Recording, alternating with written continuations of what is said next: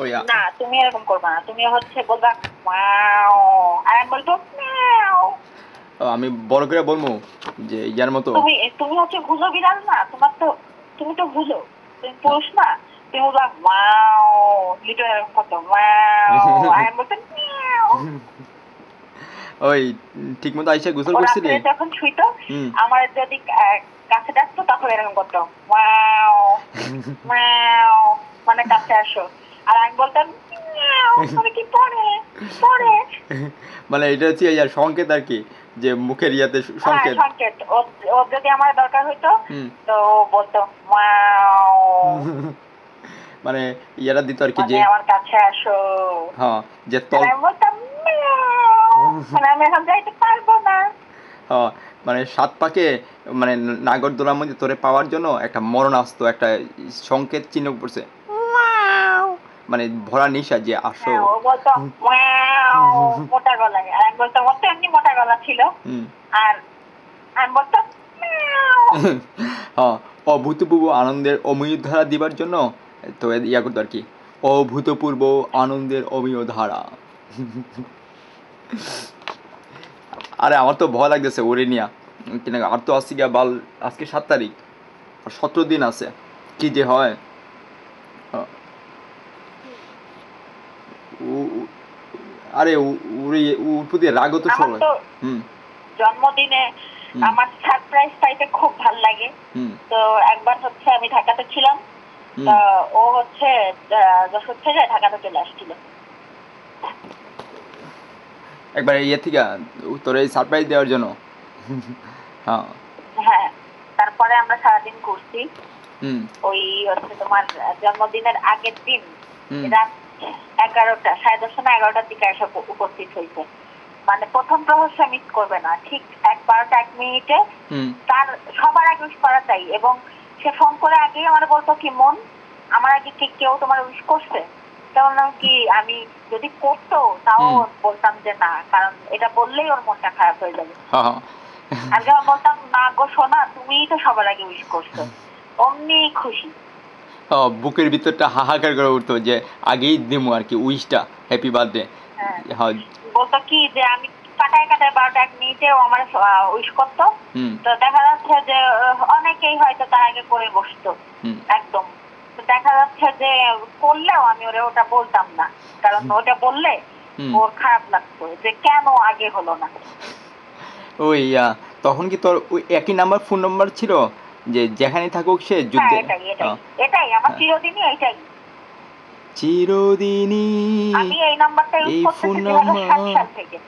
2000 কত? এই নাম্বারটা আমি ইউজ করতেছি 2007 সাল থেকে, যখন আমি ইন্টারমিডিয়েট কি বলি অনার্স সেকেন্ড ইয়ারে উঠছি। 2007? কি বলি সরি, অনার্স ফার্স্ট ইয়ারে পড়ি। হ্যাঁ। এটা কোন কোন বছর ছিল এটা? 2000 কত? 2007। 7, হ্যাঁ। আর আমি প্রথম মোবাইল কিনি হচ্ছে তোমার 2006 সালে। 2006 সালের ডিসেম্বর মাসে আমি একটা মোবাইল কিনছিলাম সিটি হুম। সেল। বলস কি? তখন তো আমি তো আমার হুম। আমার জমানো অর্থ দিয়ে কিনছিলাম। হ্যাঁ। তো ওটা কেনার পর সাথে আমার অনেক বকাবকি করছিল, বলছিল কি যে এত বিলাসিতা কিসের, কি জন্য ফোন কিনতে হয়েছে, হ্যান ত্যান অনেক কিছু। তো আমি বলছিলাম কি আমার বন্ধু বান্ধব সবারই ফোন আছে, শুধু আমারই নাই। তাই আমার হ্যাঁ। অনেকদিন ইচ্ছা ছিল, তাই আমি টাকা জমাই, তিল ঠিক করে টাকা জমাই, সেই টাকা দিয়ে আমি ফোন কিনি। একবারে অকুতু ভয়ের মতো, তো অকুতু সে ভয়ের মতো। বকাবকি করছিল, বলছিল যে ওই টাকা দিয়ে তো আমি বইপত্র কিনতে পারতাম, হ্যাঁ। কেন আমি মোবাইল কিনলাম। হ্যাঁ, এটা তো এখন হচ্ছে কি এই নাগরিক চাহিদা যে তো সব কিছু ওই ইউজ করে। নাম্বারটা হচ্ছে সিটিসেল ছিল। হুম। আর পরে হচ্ছে এই নাম্বারটা লিটনের ছিল, যেটাতে তুমি কথা বলতেছো, এই হুম। নাম্বারটা লিটন ইউজ করতো। আরে তো লিটন আমারে 2007 সালে এই নাম্বারটা দিয়ে দিছিল। আর পরে এটা আমি ফোনে করে আরো আমারে অনেক সুন্দর একটা মোবাইলও গিফট করছিল। আর তখনই ওই মোবাইলটার দাম ছিল তোমার প্রায় 18,000 টাকা। বলস কি? এখন তো আরো সেই বাড়বে। মোবাইলটা রাখ করে ও একদিন আঠার মারে ভেঙে ফেলাইছিল। হ্যাঁ। আরে এখন তো সবার হাতে হাতে হচ্ছে কি ওই যে কিনা কর ফোন। হ্যাঁ। এই হ্যাঁ, হ্যাঁ, যে সবার মধ্যে রক্তের উন্মাদনা, যে আমার একটা ফোন চাই, রক্তের উন্মাদনা, আমার ফোন চাই, বুঝছো, প্রতিটি স্পন্দনে এখন স্পন্দনে। কেউ ফোন চাই করে না, এখন তো রিক্সাওয়ালার পকেটেও ফোন থাকে। আর আমি 35 বছরে হইয়াও ফোনটা নাই, ফোন নাই।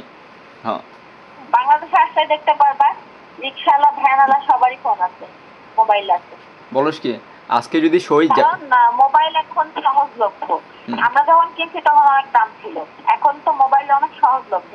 এখন কি হাতের নাগালে এখন দামটা? একটা স্মার্টফোনের দাম 4-5 হাজার টাকা, আর তখন একটা স্মার্টফোন মানে ওই 40-50 হাজার টাকার নিচে পাওয়া যাইতো না। ওই টাইম থেকে আমরা মোবাইল ইউজ করতেছি।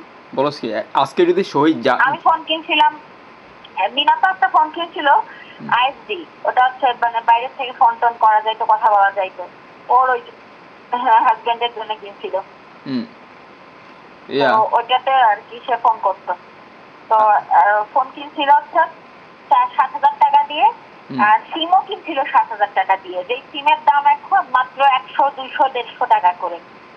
বলস কি সেই একটা সিম তখন সে কিনছিল 7,000 টাকা দিয়ে। আরে আজকে যদি শহীদ জননী ওই হারামজাদা অনেক কিছু পাঠাইতো মিনাপারে আমেরিকা থেকে। ওই যে শাহিন মিনাপারে একটা ডায়মন্ডের নেকলেস দিছিল, বলস কি আমেরিকা থেকে পাঠাইছিল। ও তো নিউ ইয়র্কে থাকতো। তারপরে হচ্ছে শাড়ি, থ্রি পিস এগুলা কিনে কিনে পাঠাইতো, কুরিয়ার করতো। কে এটা শাহিন? যখন যেটা ভালো লাগতো সেটাই আর কি পছন্দ হইলে কিনে মিনাপারে সেটা পাঠাই দিত। কে এটা শাহিন? শাহিন নাকি? টাকা পয়সা তো দিত, হিউজ পরিমাণে টাকা পয়সা দিত। কে এটা শাহিন? শাহিন শাহিন নাকি? শাহিনের কথা বলতেছো? হ্যাঁ হ্যাঁ হ্যাঁ। পরে যখন ডিভোর্স হয়ে যায় মিনাপা সবকিছু ওরা ফেরত দিয়ে দিছিল। হ্যাঁ হ্যাঁ, এটা কি করলো? ওর সাথে কোনো রিলেশনই হয় নাই, হাজবেন্ড ওয়াইফ যে এক বিছানায় শুবে ওরকম কোনো রিলেশনই হয় নাই। বাংলাদেশে আসছে, আসার সাথে সাথেই ডিভোর্স হয়ে গেছে। আরে বলিস কি এই জন্য দেয়া লাগবে না কেউ যে আবেগে আপ্লুত হয়ে আসে? চরিত্র ভালো ছিল না তো, দুনিয়ার মেয়েদের সাথে শুয়ে বেড়াইতো, আবার সেগুলা মিনাপারে ফোনে বলতো, বেয়াদব ছিল। আর এখানে তো কি না কয় কি করবি, অসুর সঙ্গে স্বর্গবাজ। সে কুকর্ম করতে ফ্লোরিডা পর্যন্ত চলে যাইতো, আটলান্টা সিটি যাইতো, ফ্লোরিডাতে যাইতো। বেয়াদব ছিল একটা, আস্ত বেয়াদব। কি ও কি দুষ্টুমি করতো নাকি সত্যি সত্যি এরকম করতো? দুশ্চরিত্র, ও হচ্ছে দুশ্চরিত্র। হ্যাঁ, কেন একা আসছিল? যেমন আমি যেমন তারপরে হচ্ছে জমি জমা নিয়ে আম্মার সাথে ফুপুর প্রবলেম হয়েছিল, এগুলা নিয়ে অনেক দুর্ব্যবহার করছিল। সবকিছু মিলাই আর কি ডিভোর্স হয়ে গেছিল। আব্বা মারা যাওয়ার পরে ডিভোর্স হয়েছে, বাট আব্বা যখন বেঁচে ছিল আব্বাই তো জোর করে দিছিল মিনাপার বিয়ে, তো আব্বাই বলছিল কি যে আমি মেয়ে ছাড়াই নিব, আর মিনাপার ডিভোর্স দিয়ে দিতে বলছিল। হ্যাঁ, আরে ইয়ে তো জানতো না যে পাপা তো জানতো না যে কি হয় আমেরিকাতে, সহজ মনে করে দিছিল আর কি। সে তো তার বোনের ছেলে ভালো মনে করে দিছে, আর ওই ছেলেরাও তো আব্বাই মানুষ করছে। ফুপা তো ভাই বলো, চাচা তো বোন বলো, যাই বলো, ওই সব আমার আব্বার টাকায় বড় হয়েছে, বুঝছো? আর তোরাও কি রে, তোরা এখন কেউ আমাদের চেনেই না। আর তোরাও কি কাজিনের সাথে বিয়ে দেওয়া লাগে? জানাস না কাজিন হচ্ছে কি বদের জিন, কাজিন হচ্ছে কি বদ জিন। আব্বার মাথায় ব্যাধি ছিল, সে খালি কাজিনদের সাথে বিয়ে দিত। পরে রিনাপার বিয়ে ঠিক করছিল আর এক ফুফাতো ভাইয়ের সাথে, সেটা হইতে দেয় না স্বামীর ভাই। তারপরে মিনাপাতটা তো দিলই জোর করে। তারপরে আমি বড় হয়ে উঠতেছিলাম, আমার জন্য এক কাজিনদের চুজ করছিল। তো হচ্ছে সেটা হচ্ছে আব্বার খালাতো বোনের ছেলে, সে হচ্ছে যশোরেই থাকতো এবং কলেজে পড়তো। আব্বা বলছিল কি খবরদার আপনি যদি ওই কথা বলছেন আমি আত্মহত্যা করব। এক মেয়ের বিয়ে দিচ্ছেন, সে কি যন্ত্রণা আছে দেখতেই পাচ্ছেন, আবার আপনি আর এক মেয়ের বোনের ছেলের সাথে বিয়ে দিবেন? আরে আমার মতো বিশিষ্ট ভদ্রলোকের কপালটাই খারাপ যে আমিও আসলাম একবারে সব শেষ।